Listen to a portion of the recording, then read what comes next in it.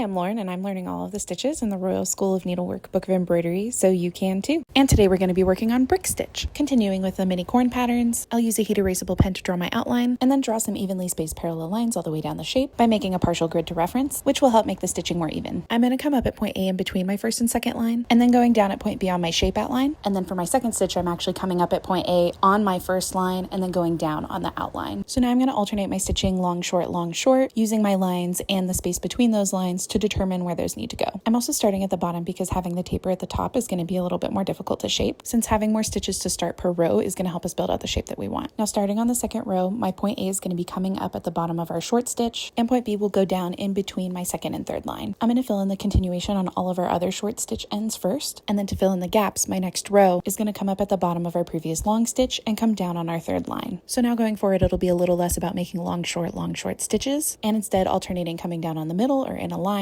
making our stitches even size. Now we start to get to the tapered point, where instead of coming up at the bottom of my previous stitches, I'm actually going to come up a stitch length away on the line and filling in from there, just so that I have a little bit more control, since I'm going to have to skip a stitch or two with the row getting smaller. Now all of our kernels are done, and we have a super mini corn. Didn't occur to me that making these mini corns the size of my thumbnail make them a little harder to record, but overall I think the final texture is really coming through. I don't know what we're going to do for the third and final one, but let me know if there's any other stitches that really remind y'all of corn kernels. And as always, if you're interested in the book or need supplies, links are in my bio.